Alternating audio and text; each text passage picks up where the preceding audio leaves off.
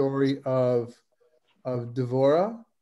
And we have two versions of that story, of that, two traditions. One is in narrative prose, which we're going to do today.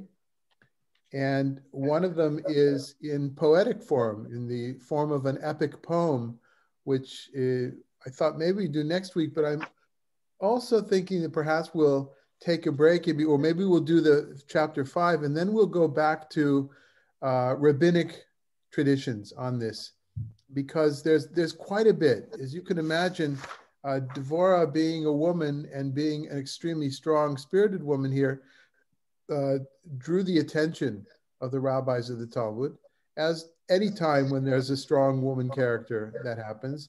But for some reason, Devorah seemed to draw their attention even more. And perhaps that'll come out in the simple meaning of the text as we see today. So I think we're going to be devoting certainly the next, this session and the session after this to the Devorah story, but possibly even more. Okay, and I'll try to do it in such a way that if somebody wasn't able to come to one of them, they'll be able to join in.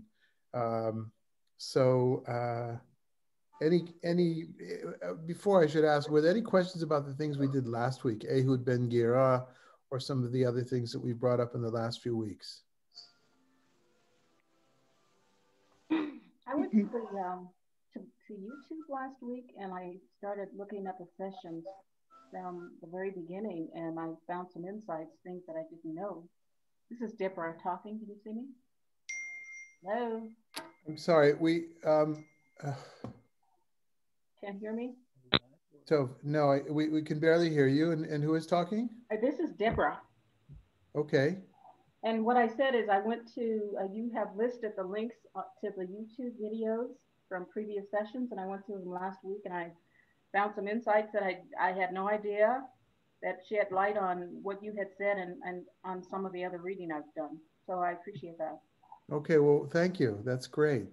That's great. This is, yeah, what I'm trying to do in general, reminding those, somebody's trying to get in, doesn't have the link. Madalena, do you have Malka Drucker's details? Could you send her the link to get into the session, please? Sure. Malka lost her, Malka Drucker, Rabbi Malka, she lost her, her stepfather recently and wants to say Kaddish. So Deborah, I guess reacting to what you said is that my background, for those that don't know, is my BA and master's were at Hebrew University in biblical literature. And so I was able to devote quite a bit of time, more than many of my rabbinic colleagues or any clergy colleagues, to biblical studies, which leaves huge holes in my knowledge of other areas of Judaism and of religion, and certainly of Christianity. And so what I try to do is bring an approach which is somewhat of a digest of a number of commentaries. Sojin is one of them. Sasson is one of them. And approach these stories in a way that show off the literary art. That's the training that I got, but also to bring up some of the issues that have come up in the last 100 years or 120 years of, or 140 years of modern Zionism, and how Jews tried to redefine themselves, and how much the Book of Judges factors into that. So we'll segue to today, in that the idea of a woman who's involved in a military campaign in this way, sorry.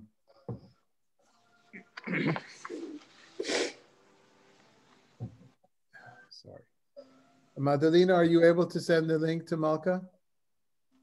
I have sent 2 emails already. Thank you. Great. Okay. The idea that a woman is involved in a military campaign in such a major way, I think also informed the early Zionists and certainly the early statehood of Israel in the place of women, but only to a certain degree. And so we'll talk about that, but maybe in next week or the week after, we'll get to how this relates to modern Israel. Right away, I will say, though, for those that are familiar with visiting Israel and have been to archaeological sites, what is thought to be the greatest archaeological site of Israel, I think. I'm sorry, we've got some background noise from somebody. If you're not speaking, please mute yourself. Thank you.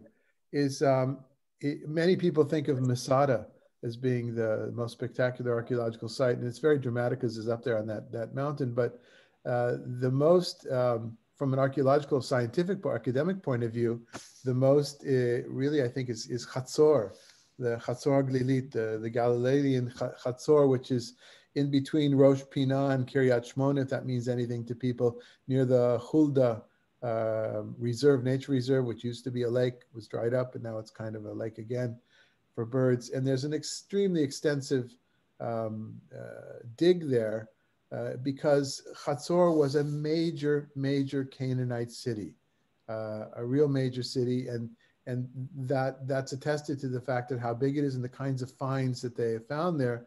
Most recently, a few years ago, they found another piece from Egypt from the like 1500, the middle of the second millennium BCE. So it was a major city, and even older than that. Okay, so that's in the background here. As from an Israeli point of view, you're in the background of this huge archaeological site in the Galil of Chatzor.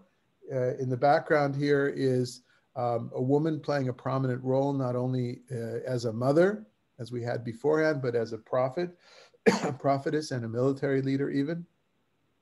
And then not only Dvorah, but another woman as well. Hence the title, Women Leaning In. And I was thinking of calling this Women Leaning In a Big Way. So let's take a look at verses 1 through 3. Susie Ortner, could you read for us, please?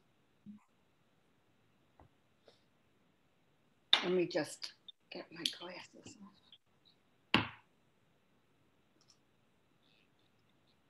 The Israelites again did what was offensive to the Lord, Ehud now being dead, and the Lord surrendered them to King Javin of Canaan, who reigned in Hazor. His army commander was Sisera, whose base was Haroseth Hagoyim. The Israelites cried out to the Lord, for he had 900 iron chariots, and he had oppressed Israel ruthlessly for 20 years. Okay. And so before we go on, I want to welcome Rabbi Malka. Did you get the text, Rabbi Malka? You have the text. Okay. All right. So those of us that have been doing this for a few weeks now, we recognize this as the part of the editorial framework of all the tales, these local charismatic leadership tales in the book of Judges, that everything was fine until it wasn't fine. The people of Israel, they began to worship other gods. And so God delivered the people of Israel into the hands of a foreign ruler. And always in the editorial framework, that's the beginning of it, it's always people of Israel, not just one or two particular tribes, even though the stories themselves are just about particular areas, regions, one tribe, two tribes. We'll see a few more this time. And so, and then they repent, the Israelites repent, and God raises a savior who will come and save the day. And then there's the story of the saving of the day. And then at the end of that, as we will see here, as we've seen in previous stories as well, as we saw in the Ehud Ben Gerah story last week, the land will rest, be quiet for a number of years. And again, the people will fall into disrepute, and God will bring a foreign enemy upon them. And so it goes over and over again through the book of Judges, and we will see that time after time. So that aside, this was the literary framework. What's in this particular paragraph here, which is important for us, is that there's this fellow named King Yavin. I think sometimes I wrote it with a J, sometimes with a Y, but it's with a J, but it's pronounced Yavin.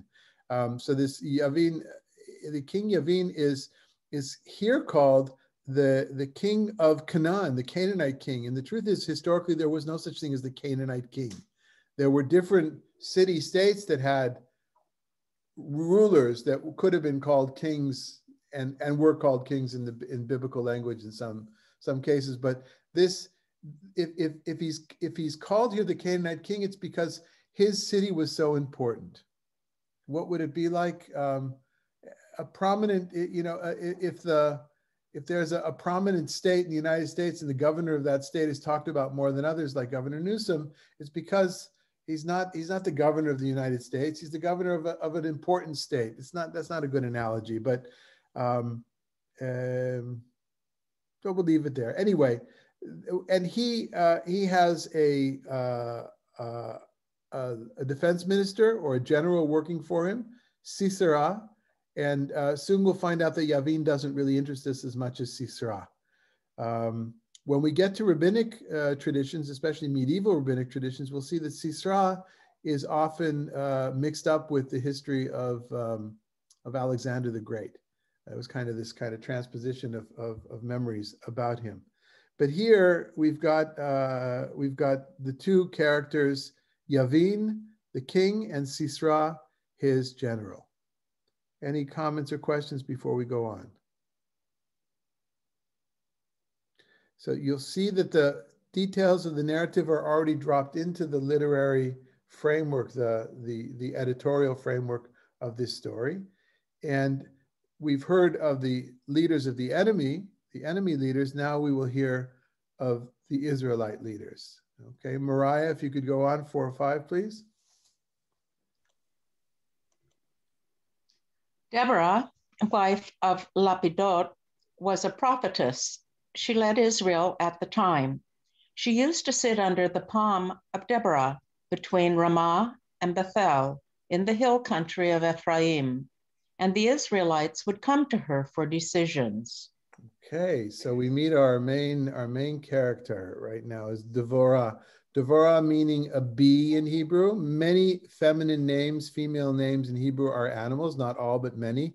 Like Yael, who we will meet soon, is from the goat family, or an ibex is a Yael today.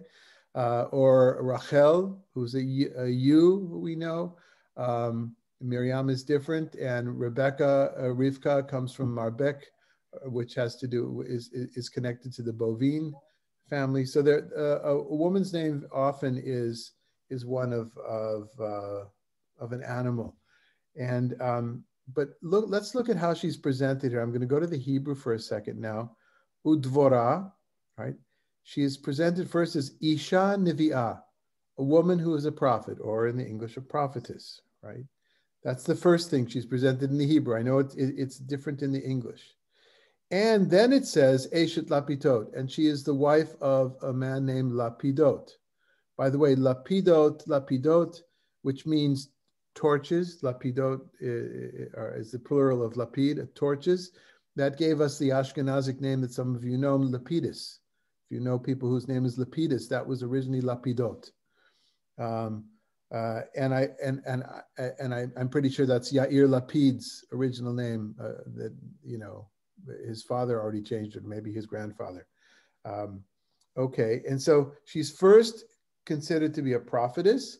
Then she's considered to be Lapid's wife, and then it tells us what she does. He shafta et Israel, and she judged the people in Israel. And then, unlike the other judges who we have met, who we haven't seen them sitting in a courtroom or adjudicating, if that's the right word, in a forensic sense, we haven't seen them being judges. She is actually the one who is considered to be the one who dispenses justice. And it tells exactly how that happened.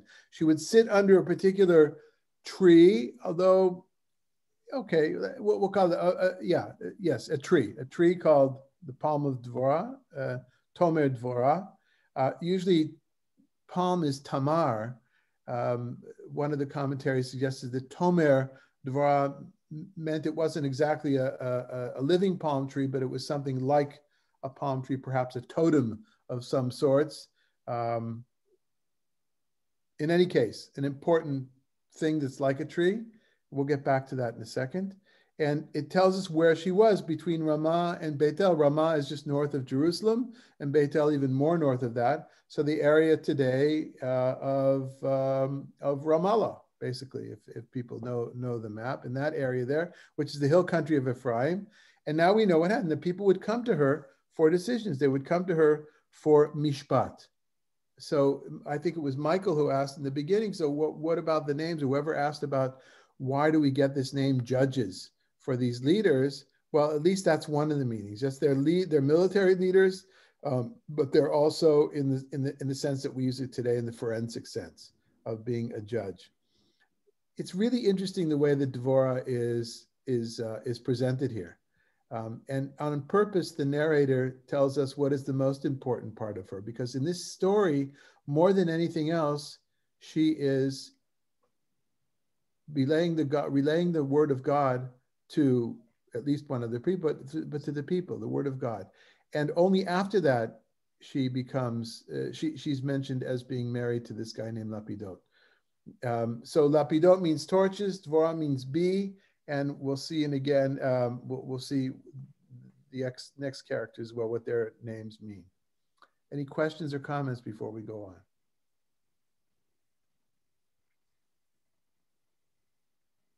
Okay, then. So Deborah, would you read for us 6 to 7, please? This is your story. He summoned Barak, son of Avinum of Kadesh in Naphtali, and said to him, "The Lord and God of Israel has commanded, go march up to Mount Tabor and take with you 10,000 men of Naphtali and Zebulun, and I will draw Sisera, Javin's army commander, with his chariots and troops toward you up to the Wadi Kishon, and I will deliver him into your hands." Okay, so geography is is a major feature of this story, more than say the story of Ehud ben Gera. Although geography is part of that story that we read last week, in that the king of Moab infiltrates from the east westward into the city of palms, which is Jericho. So the geography is important, also where Ehud escaped to. But here it's large, it's a much larger area. And it brings this woman who is stationed in Ephraim, which is relatively in the south, to an area which is relatively, and I emphasize relatively, in the north. The area of Chatzor is considered to be the greatest city of southern Canaan, right? We think of it as northern Israel, but we often forget that Canaan or Canaan is the ancient Canaanite nations and cities that extended up to as far as Syria today, the part of Syria that hits the ocean, the sea, the Mediterranean Sea. So she summons this guy whose name is Barak. What does Barak mean, folks? Anybody? Blessed. Lightning, right. Okay. So the similarity there between Barak and Lapidot, which the rabbis will love to play with afterwards. But so you've got this little bee of a woman who has a husband whose name is Torches, and a general that she starts giving commands to, whose name is Lightning. And so what is this giving command? She basically says, she gives him his marching orders, right? Now, before we go on, let's just take a look at the map. Not because I think this necessarily happened, but when people were telling this story, they had places in mind. So Madalena, if you could put the map up on the board for us.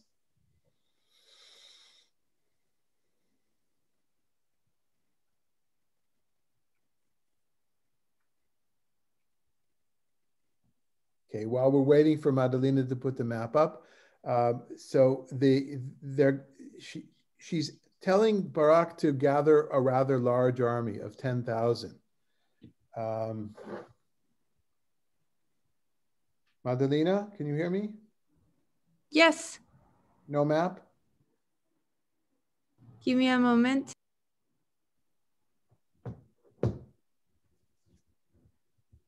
There we go. Okay. All right, you can see here in the center, that's Ephraim. And you see Bethel. Okay, and Ramah would be beneath Givon. So That's the area now that we're talking about. This is where she's hanging out. And the ancient Chatzor, the Tel Chatzor, is all the way up here. See the word Kadesh as well that came into the narrative? Yeah.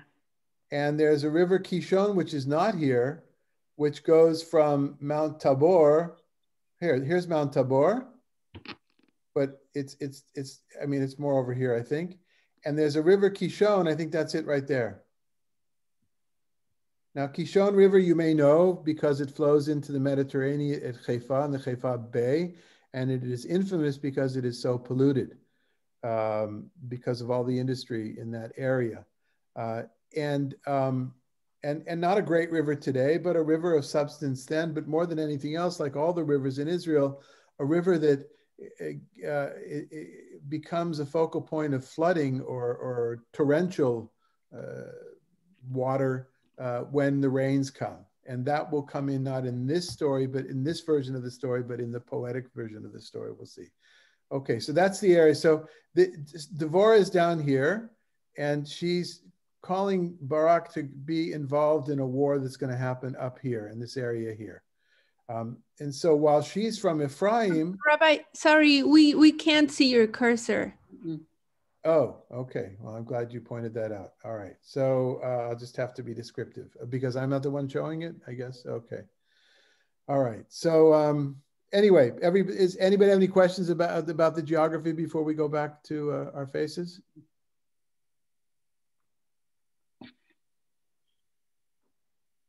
Okay.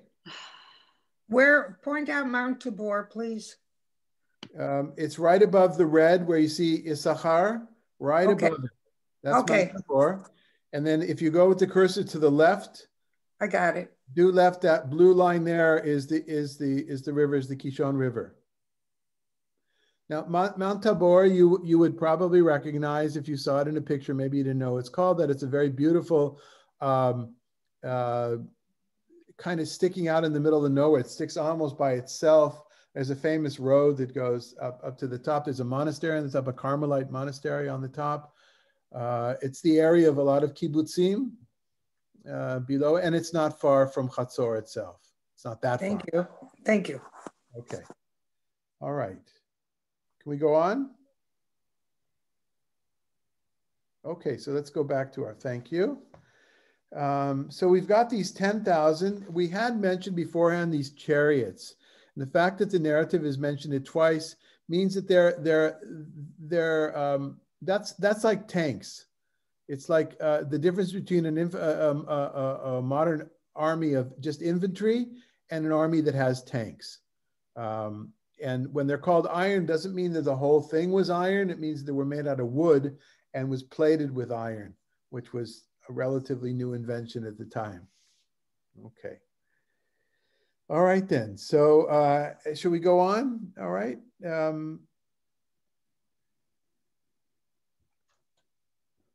Oh, just one last thing. Of course, it's not the military prowess which is going to win the war, but it is God winning the war for them. That's common to many of the narratives in the book of Judges. But now we have a twist, right? We have a woman who seems to be, think Golda Meir and the guys and Yitzhak Rabin and the others that were around for those wars at that time. She's kind of inspiring them, but she stays in her headquarters in her kitchen or on her balcony. And the others go to war, and they do her bidding. You would think in biblical times that it would be the man who would be the one giving out the orders to the women, not vice versa. But it gets even more.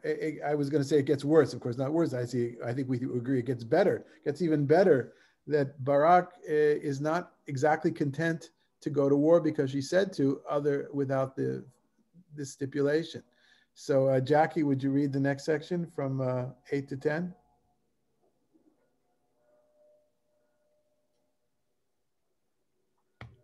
But Barak said to her, "If you will go with me, I will go. If not, I will not go." "Very well, I will go with you," she answered. "However, there will be no glory for you in the course you are taking, for then the Lord will deliver Sisera into the hands of a woman." So Deborah went with Barak to Kedesh. Barak then mustered Zebulun and Naphtali at Kedesh. 10,000 men marched up after him, and Deborah also went up with him. Okay, so just taking these verses here, what's the taste that's left in your mouth? What do you feel? What echoes the most? We all just read this, right? What echoes the most? About into the hands of a woman. Okay, so that's the thing that sticks out, because we're used to a man falling into the hands of a man, not right. Right. But as far as what was emphasized the most? That he wouldn't get the same glory. Yeah, that's there, but that's only said once, though. What is said multiple times here? 10,000 men. What I see is, and so I will Deborah go with you. Going.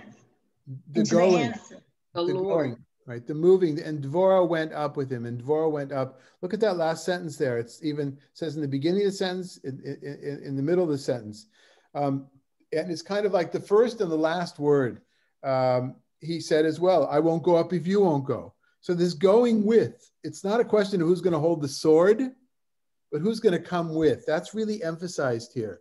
So while one might argue that this is an early tradition of a strong feminine character, of feminism and women's liberation, it is up to a point, right? Nobody's asking Devorah to hold the sword, but she is going up with him. She's there for spiritual, for moral support, for strategic support, for whatever reason, he says. But it feels from the way this narrative is written, because it says that she gives the prophecy that God will give the enemy into your hands, is that, well, she as the representative of God needs to be there. And so that's what I want to emphasize. To me, I feel reading, perhaps I'm over reading it, over interpreting it, is that she is the conduit between the people and God here. And she's the one, not just of common sense, not just of national glory and pride. She's God's conduit. So therefore it makes sense for Barak to say, I need you to be there as well. I need God's presence with me. And I'm thinking of all these TV programs and movies that have the bishop going out to war in England, which I assume is historically true, but it kind of fun, we have chaplains in the army in the United States or in Israel. They're not, that's a totally different job, but we don't expect them to be there together with the commanders of the army on the hill, or to be warriors themselves. At least I don't expect them. And yet that's what's happening here, though not with a sword. And I'm emphasizing that now because you'll see, for those that know the story, you know why I'm emphasizing that, but otherwise you'll see in a few minutes. Any comments before we go on here? Well, didn't she wanted him to have the glory, but by him asking her to go with, she's telling him he won't get any glory, that she will get it. Well, so I hear what you're saying. She is telling that, she's pointing out to him, but do we know that she wanted him to have the glory? In other words, I thought so, because she was the one that summoned him and she didn't expect to go with him. Okay, so let's leave that up in the air right now, and what it means to have the glory at the end of the war. Who's going to get credit for this, and whose name is going to be on the monument, the andarta, or whatever. Just back to Devorah. There's another Devorah in the Hebrew Bible. Anybody remember who she is? Where she is? Where we hear about her? She's a nurse of one of the matriarchs. Of Rebecca. She's Rebecca's nursemaiden. Yeah, Oh, really? Devorah Meineket Rivka. We use that word nurse, and we think of many things, but Meineket is the one who actually nursed, right? From nursing, as in, suckling the baby. Doesn't mean necessarily she did it, I think, but in charge, she's the nanny. We'll call her Rebecca's nanny, and she dies in Genesis. I think it's 35 or around 35, chapter 35. And she's buried in a place called Alon Buchut, under a large oak tree, which is called the Oak Tree of Tears. And so many people have said, well, it's interesting. We've got one female character, and they're both associated with holy sacred trees. Tomer Dvorah, the palm of Dvorah, as we read here, and Alon Buchut. And that story takes place in that area that we showed on the map of Ephraim. So it doesn't mean there was one person whose name is Dvorah. I was looking into it. I wanted to write I thought of writing my master's thesis on that. There just wasn't enough material, but I thought perhaps this kind of showed that maybe Dvorah was an ancient mythological character, much like Daniel. We have stories about Daniel in one of the last books of our Hebrew Bible, and there's an ancient Ugaritic hero in Ugaritic literature and Canaanite literature whose name is Daniel. And it's pretty clear to everybody that, and there's two types of stories about Daniel in the book of Daniel for another time, but it's pretty clear to people, to scholars, that an ancient character was made into an Israelite hero. I'm sure there's many other examples of that as well. And perhaps Dvorah was the same, but I just couldn't find enough raw material other than the two passages here. So I didn't go in that direction. Okay. All right. Anything else before we Rabbi? go? Yes. Yeah. Is this, the timeline on this, is this like just several generations after Joshua led the people in? The way that it's presented in Judges, yes. It's like, after Joshua, we had a few of these, but there was Othniel, which kind of overlapped, or Othniel came right after Joshua. He was parallel with Caleb, who was Joshua's chavruta. And then there was Ehud came right after that. Right after Othniel was Ehud. So let's call each one of them a generation. So, and then after Othniel, after Ehud, there was Shamgar, who we didn't have much about. There was just a few lines about at the end of last year. So 4 generations, say after Joshua, 4 or 5 generations. In the timeline, the way it's presented here in the book of Judges, which doesn't necessarily mean that that's, again, we don't know that these stories were historical. I would say, Farvosnish, lama lo, let Dvorah be historical. It doesn't matter to me one way or another, but I certainly wouldn't depend on the book of Joshua the way it's so clear that the book is a compilation of edited tales of charismatic leaders, local leaders, that has been woven together by a Deuteronomic redactor.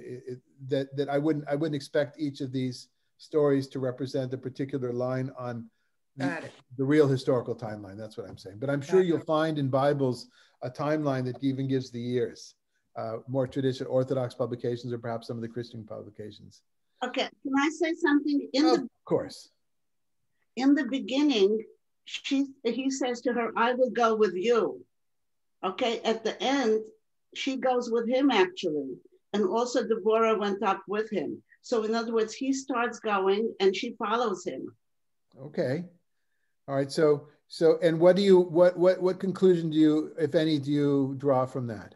He was kind of the general. It was kind of a mutual relationship, a mutual interdependence, and it looked like it was a good marriage.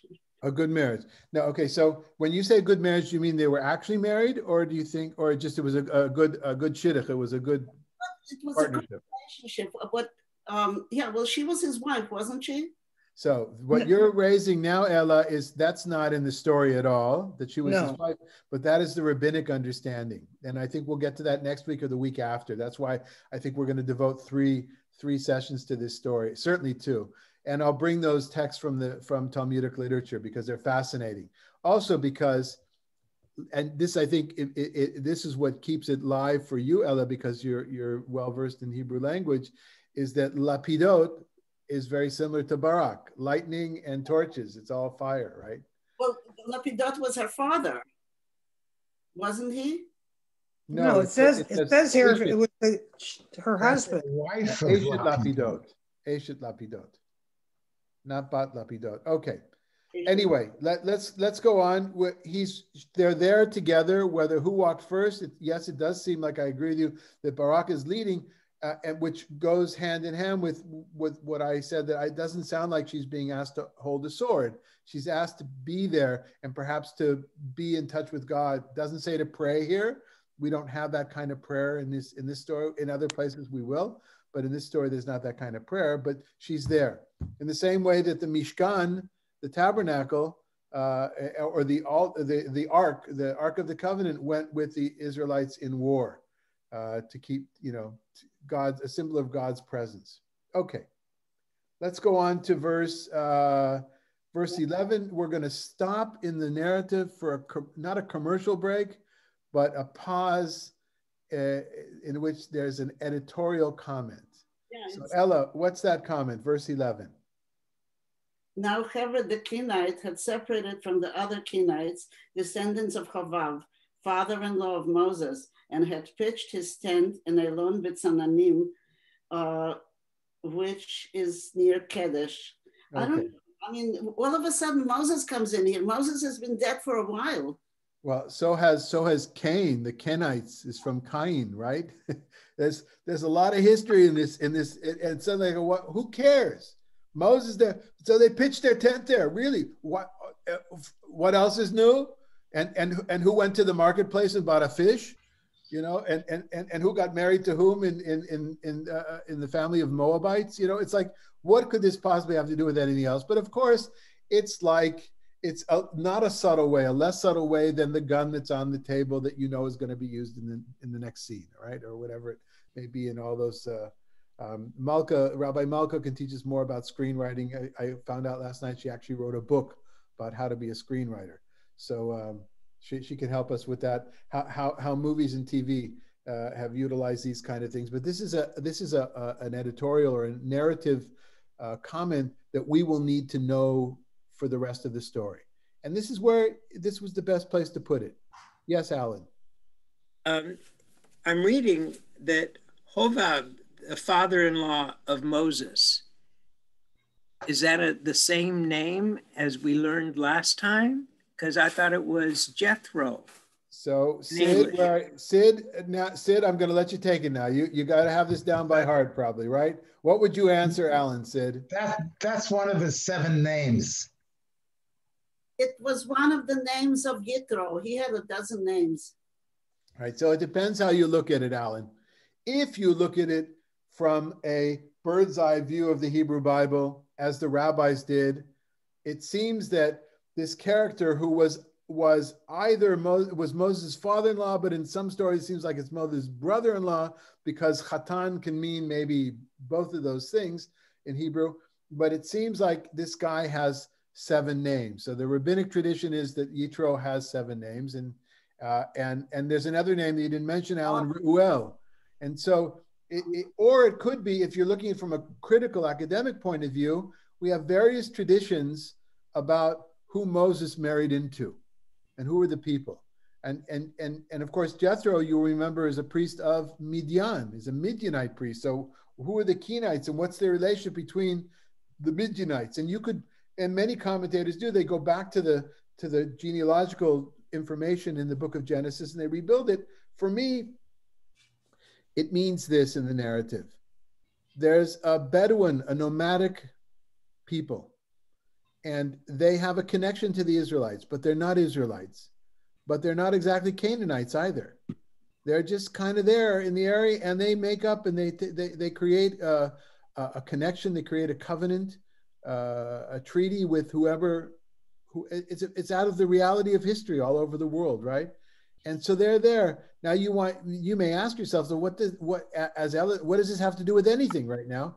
And that we'll soon find out what it has to do. Let's go. Meanwhile, back at the ranch, okay. Meanwhile, back on the mountaintop at the headquarters, where the standard is, and the king, and they're on their horses, and all the kind, and the bishop or Dvorah, Bishop Dvorah. Let's go on 12:13. So Alan, go ahead and read 12:13. Sarah was informed that Barak, son of Avinom, had gone up to Mount Tabor. So Sisera ordered all of his chariots, 900 iron chariots, and all of the troops that he had to move from Hasharoth Hagoyim to the Wadi Kishon. Okay, so he's committed all of his tanks. It's a full commitment, and you've got this 10,000 foot soldiers against at least 1,800 soldiers on chariots, but possibly more. I think they probably only mentioned the chariots because that's what was so scary about it, right? Totally imbalanced. That's the idea. It's a David and Goliath kind of a situation. And now the focus has gone from being on a woman, on Dvorah, and the part that she plays, back to the men. And that in this case, it's both of the generals. If Barak has his commander, so to speak, Dvorah, Sisera has his commander, Yavin, but now it's just the generals in the field with their armies about to clash under the Mount of Tabor, and it's very picturesque, right? And you can imagine people hearing this story, in those days, because Mount Har Tabor is such a conspicuous geographical point. Everybody knew where it was, and it's very beautiful as well. And the Kishon River, and especially when it fills in the wintertime. And then fast forward a few thousand years after this was written, the stories were told to settlers coming to the land of Israel in the late 19th century. And that's the area that many of the early settlements, many of the early kibbutzim were up in that area. Very romantic. And imagine them being there in those fields, and the school kids, children going out with their Tanakh, with their Hebrew Bible, and reading this story, and see they're standing in the Kishon, on the banks of the Kishon, they're looking up at the Har Tavor, and can imagine, believe me, I mean, maybe some of you have done this as well, but I know that, I can remember that from being in 10th grade in Israel, and doing that, or the year that I was in Israel. And there's something very empowering about this. We said that I want to constantly try to connect our studies in Judges back to Zionism and modern day Israel. And so there's this ongoing kind of an idea in modern religious Zionism, Orthodox religious Zionism, that when the people are doing well, things go well for the state of Israel. And when not, certainly in ultra-Orthodox, and today we have ultra-Orthodox Zionism as well. It didn't exist until say the 70s, what we call Chardal, Charidi Dati Leumi, in which if there is a policy that breaks what they understand the laws of the Torah, then our enemies will win us. They'll subdue us. And so all this kind of stuff is in the background. But every Israeli, secular, whatever, would come to that space and see that place and be affected by it. All right, we'll have more of that as the stories go on. On to the next section. Okay, so we're on the second page now. I didn't write the top, but it's verse 14 to 16. Okay. Diane, would you like to read?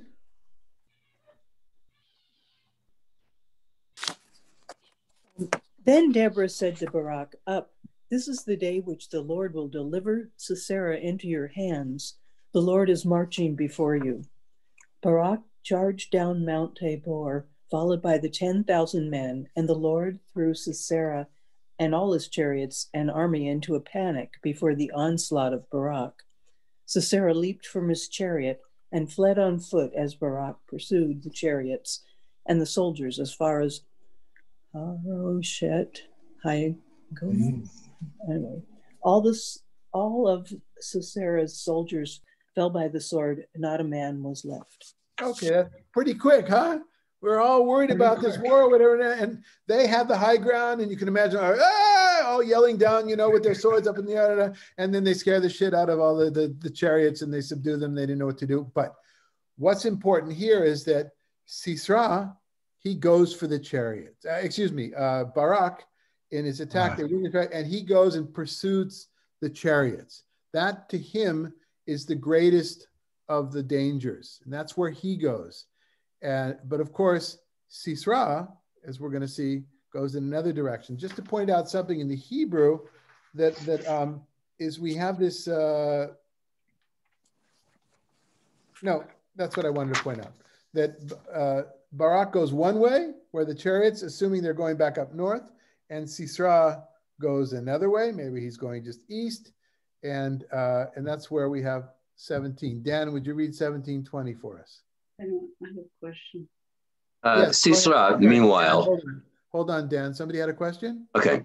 Oh, wasn't Barak down at Mount Tabor instead of on the top, or was he on the top?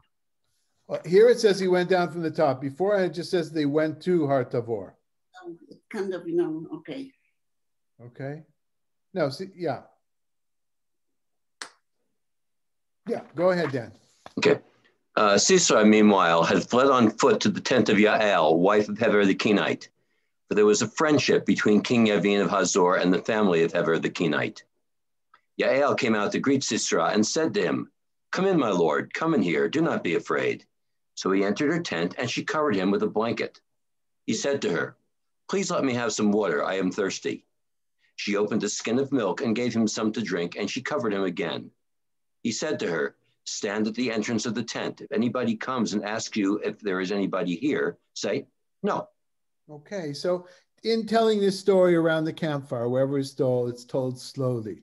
And so we already know some of the material from before. We know that we have planted in our minds that she could be there. Yael could, with a name of like a mountain goat, that she could be there in the hillside and camped out with her tent, because that's where they were. There were that verse that we had before, and we said, what's the connection? Well, this is the connection. She's there. That's why she's there. And she's acting in a very woman-like way. She's being the hostess and lie down. Oh, you're injured from your wounds. Let me get you something to eat. Lie down.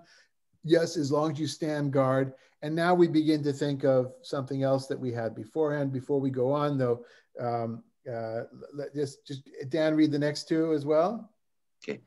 Then Yael, wife of Heber, took the tent pin and grasped the mallet.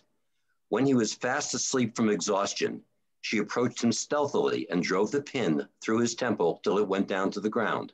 Thus he died. Okay, cool, say all the women in the group, right? And all the men are kind of, yeah, okay. So now, and now, Jackie, you were faked out, right? The narrator faked you out, because he led you to believe that she was talking about herself, Dvorah, when she said to Barak, you're not going to get credit for it. And maybe Dvorah was talking about herself. And that's the beauty, that's the cleverness of this story as well, of course, the surprise. It doesn't work the same way because we're talking in between. When if I was theatrically telling this story, it would work much better, right? The suspense and the tension and this kind of giggle at the end. Oh, that's the woman they were talking about. There's nothing. There's no word of God. She doesn't have a tree that belongs to her. She's just a nomadic woman in the field, right? And she just happened to be at the right place at the right time. And yet she rises to the occasion. And so many things that are common to folkloristic tales around the world, where the seemingly insignificant person comes up and does the greatest act of all. Because in the end, what is this story worried about more than the 900 chariots? Is Sisera. That Sisera had such a name for himself, that Sisera had his own place where he lived in Chushat Goyim. And we're going to hear more about Sisera, and we're going to hear about his mother as well in the poetic version of this that we get to next week. But now, many of you have seen pictures of this, right? I have told at least one or two of the groups beforehand over the last few years. I can remember being with Sasha at a chateau in near Taizé in France, in Burgundy, where we go, and in the woman of the house, in her bedroom above her bed was a picture of Yael driving a tent stake into Sisera, and there was the tour was in French, and I don't really understand that much French, but I could understand when somebody says, "Why would somebody put that above their bed?" Right? And I'm thinking to myself, and I forgot what I think to myself, well, I'm wondering what this woman thought about her husband and her own fantasies of what she might be able to do. Yes, Roberta. There are two things. Number one, when originally she is supposed to go up, then they go up together. She doesn't know that the battle is going to be, that they're going to win the battle. This is to be determined, right? No, not right. And the reason I'm saying not right is, what's the beginning of the story in verse 4? Udvora isha nevi'ah. Dvorah is a prophetess. Oh, so she predicted they'd win no matter what. Yeah, which she said to Barak, "You go and God will deliver them into your hands." Okay, but then you're talking about Sisera. Well, here is supposedly this vaunted leader who cuts and runs. What kind of bargain is that? It's the way that the ancient Israelites delighted in making fun of their enemies. Right? Look at him now, huh? Big schmuck, huh? With all your chariots. Now look at you. Not only did you run away, and we see this in TV and movies. Again, that's not, I don't know how historical stories about generals that have run away, but not only, your chariots didn't matter, you ran away, but not only did you run away, you were murdered by a little woman, like a little girl, like a teenager, kind of, whoever, You left your men. Look at, this would be Lieutenant Worf's worst nightmare in Star Trek. He would, first of all, he wouldn't leave the scene of the battle like that, and he certainly wouldn't want to die at the hands of a woman who was supposedly guarding over him, who fed him milk. A lot of people ask, why milk? Well, he asked for water. He asked for water. She gave him milk because there's something heavy about the milk. Think of heavy cream, whole milk that kind of made him tired and go to sleep. And then we'll see in later Midrashim, it was laced with wine. And of course, this reminds us of another story. Anybody? Another story from not exactly the Old Testament, the Hebrew Bible. Samson? Well, Samson is similar in a reverse kind of a thing, right? Yeah. Okay. No, it's Devorah. It's the story of Judith and Holofernes, I think. Exactly. Judith and Yehudit, the story of Judith, which is in the apocryphal literature, which was in the corpus, the sacred corpus of sacred books of the Jews of Alexandria. That's why we have it in the apocryphal literature, and that was what was sanctified by the early church as well. So the book of Judith is a late composition which comes to kind of redo some older things. It's very much a commentary to the book of Esther. You've heard me say that before. It provides a much more respectable, from a rabbinic point of view, from a late Israelite, early rabbinic point of view, respectable character of a woman who doesn't sleep with the non-Jew, as Esther does, has her own food, doesn't eat the food of the palace, is not even alone. And so that's one. And the other end, this is also, Judith is a kind of a redoing of this particular scene as well. As we're going to see from the poem, it's not so simple that all he did was stumble into her tent and then and fall asleep.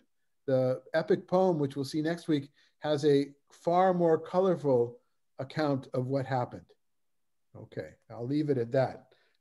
And you know what? I'm all right if you guys look ahead. I know that usually I tell you you're not allowed to look ahead, but I'm all right if you look ahead. Okay, I'll keep you in the game.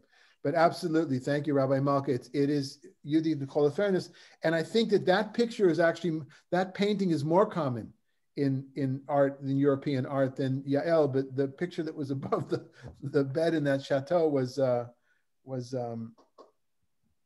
Yael. Okay. And finally, what do we have? Richard, you want to read the 22 and 20, the last two? Okay. Now Barak appeared in pursuit of Sisera.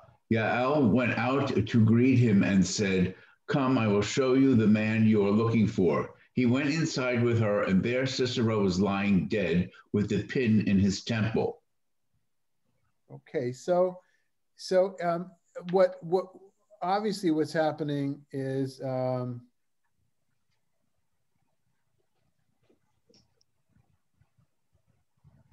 okay, so I think Sasha is saying that Barak doesn't move until Dvorah tells him to move. Do you want to say it, Sasha, what you meant? Sasha's muted. Yeah, go ahead. Yeah, no, I mean, it's also, it struck me that he was not doing anything until Dvorah said to him, "Move now." Yeah. He was kind of, I guess he didn't see, he wasn't able to see it like Dvorah saw the situation. Oh, so you're back on what Roberta's comment, right? Yeah, very much so. So this is a story that places women as more knowledgeable and more heroic. And we thought it was just a comparison between Dvorah and Barak. And that's the surprising end of the story, is that no, it's even more. Women are even more courageous and smarter than than you thought than the men. And so in order to have that ending here, as we hid right now, oh, come, look, I'll show you. You want to know where he is? Here. And again, the suspense, the drama, the even humor almost involved, which allows, which needed Sisera to come away from pursuing the chariots and to come there afterwards. The narrator had to bring Sisera back to that scene in order to really, really rub it into the males who are cringing at hearing this story in ancient chauvinistic times. Okay, so it very much in the feminist spirit, I think. And then finally, Richard, just read the last part. The hand of the Israelites bore harder and harder on King Yavin of Canaan until they destroyed King Yavin of Canaan. Right, and just the first beforehand on that day, God subdued King Yavin of Canaan before the Israelites. Oh, I didn't. Sorry. So, which is kind of it's a variation of the editorial framework that we've seen in the other stories. We'll continue to see at the end of the story, God, but it brings us back to the formalistic part of this conflict. Formally, from a formal point of view, it was King Yavin against the Israelites, even though this is very local. There's only 2 tribes involved here, right? There are only 2 tribes were mentioned, unless 3 if you include Ephraim, where Dvorah was stationed, even though it doesn't say she brought troops with her. So you've got King Yavin against the Israelites. That's the format of this. Then we focused into the men, the official men, which are Barak on the Israelite side and Sisera on the Canaanite side. And then we saw further in that it was Dvorah was actually controlling. Barak didn't move until Dvorah told him to, and Sisera is in the end is taken over by Yael. So in the inner part, in the inner kernel of this structure, are the 2 strong women. One even is strong in different ways, but from the way the narrative proceeds, one is even stronger than the other. So remember, I emphasized beforehand, Barak doesn't say to Dvorah she should take a sword. So ironically, Yael, who does the killing, she also doesn't take a sword because that would be pasnished, right? That's not the way. Women shouldn't have swords. But to kill with a tent stake, when you need to, you got to. So that's the secret weapon. Okay, so comments or questions or? Yeah, I have one comment overall. It seems like what the editors, whoever wrote this, they did who wrote it with, like, take David and Goliath. You think Goliath was a giant and David was just a little boy, and then there's this one, and then there's Shimshon, Samson, killing all those people with the jawbone of an ass. I mean, all these they're so what's the word I'm looking for? Graphic. Huh? Graphic. No, it wasn't graphic. They've expanded. Probably we don't know really, but we just take it for granted that this is what really happened. But it's just like there's a lot of poetic justice. Huh? Poetic justice. Okay. So I think you're talking about. There's also the underdog issue, right? Yes. And that's it. That's at odds with the book of Joshua and Judges in general, because while these things they do occur, the Israelites have God on their side, and that's really the bottom line of all these stories. God is on their side. Rabbi Malka, you wanted to say something? Yes, thank you, Rabbi David. The Israelites are the underdog. So they're going to, within their story, the underdog will continue to win, but the Israelites are, even in Judges and Joshua, still are going to be defeated. I mean, are going to prevail because God is on their side. But I think that the reversal of roles, beginning at the very outset, women are the movers and shakers of the narrative in Genesis. So I do think that the position of the underdog continues to win in Torah. Yeah, goes through, of course, as far as not the firstborn, etc. Yeah, very, very much so. So this emphasis on the underdogiyut, the underdogism here, is something that this modern day state of Israel continues to use, right? Continues to claim to be the underdog. And that's something that comes, that's in the background of all this, whether the state of Israel is indeed the underdog, and depends compared to who, compared to which way you're looking, which neighbors you're looking at. Okay, so we're at our time, but Malka would like to say, yes, Klaus, go ahead. Did Deborah belong to any of the tribes? It's not very clear. It says, it seems like she belongs to Ephraim. Uh-huh. Right. That's where she was sitting under the tree. Right. Okay, thank you. That's where they gave her space, yeah. Right. That's where she got her salary. So Rabbi Malka's stepfather passed away and was buried earlier this week. And she'd like to, she'll just give us a few words about who he was, and then she'd like to say Kaddish with us. Sure. Thank you, Rabbi David. My stepfather, Asai Shermak, was my parental unit for 65 years. He was well known in Hollywood. He was the producer of the Virginian, Ironside, Chips, and other shows, and a somewhat larger than life figure. Died at 91 in Hawaii, and I'm grateful for all of you to be with me so I can say Kaddish during this week of Shiva. So if anybody else is also has a yard site, please join me in this.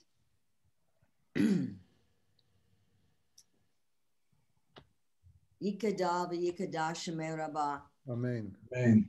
V'yalma divra chirute v'yamlich malchute. V'chayechon uvyomechon u'chayei kol beit Yisrael v'agala uvizman kari v'yamru. Amen.